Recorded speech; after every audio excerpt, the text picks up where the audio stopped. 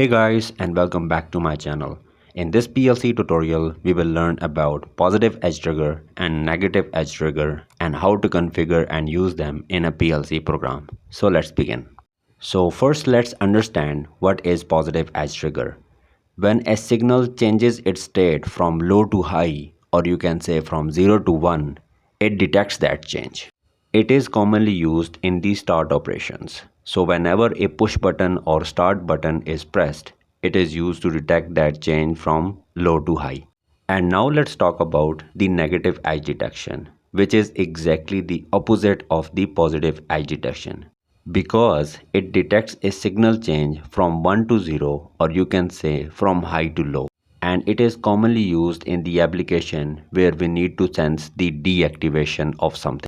And now let's see both of the positive edge trigger and the negative edge trigger in the TIA portal software, how to configure them. So I'm going to select this line, and in the bit logic operations I'm going to place the normally open contact here. Then again I'm going to select this line, and this time I will be using the positive edge trigger.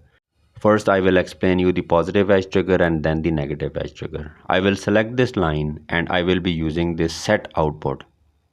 It is written S within the brackets, as you can see it from here. Now I will be creating here a parallel branch. I will select the vertical line and create a parallel branch. I will use here a normally open contact here. It will be used for the reset operation although. And I will be using here a reset output. It is written R within the brackets. Okay, so this is basically set and reset outputs. Now I'm going to create the tags. So I'm double clicking on show all tags, and first tag is going to be the start push button.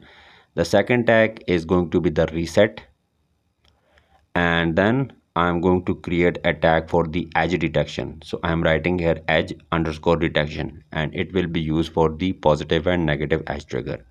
And finally I'm going to use a tag for the motor, which is going to be the output.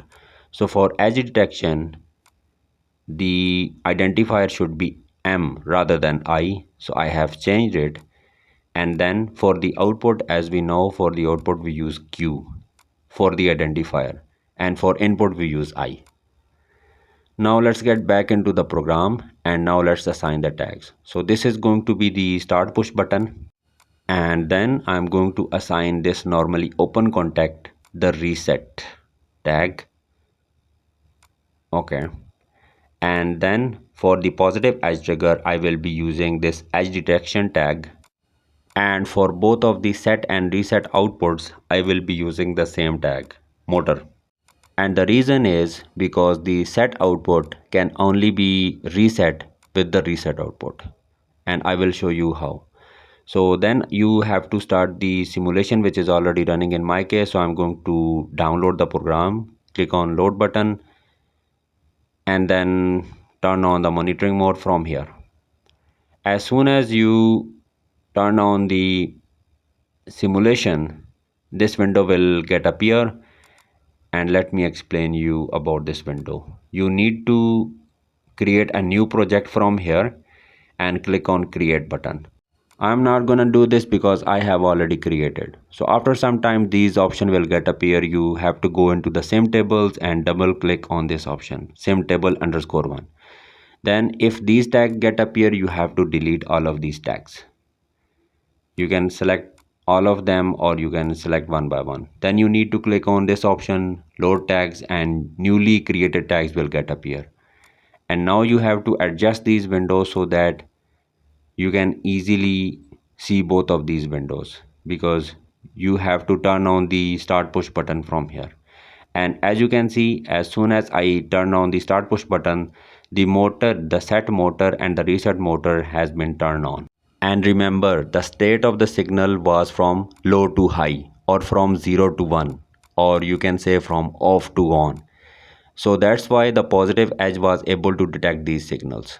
And now in order to reset, I have activated this reset button, and now as you can see the output has been reset. By simply deactivating the start push button, the motor is not going to be turned off. It can only be turned off by the reset button. And now let me explain you about the negative edge trigger, guys. It's going to be a little bit tricky. So I'm double clicking here in the negative edge trigger and I'm going to assign the same tag here, edge detection. Nothing changed, just from positive edge trigger to negative edge trigger. I'm going to download the program, click on load button, turn on the monitoring mode from here, and I'm going to use the same tags. Okay, and now when I activate the start push button, it will not activate the motor, as you can see it from here, because the state of the signal is from low to high, and the negative edge trigger can only detect the state from high to low. And as you can see, when I turn off the start push button, the motor is now turned on. And this is the function of negative edge trigger, that it basically detects the state from high to low.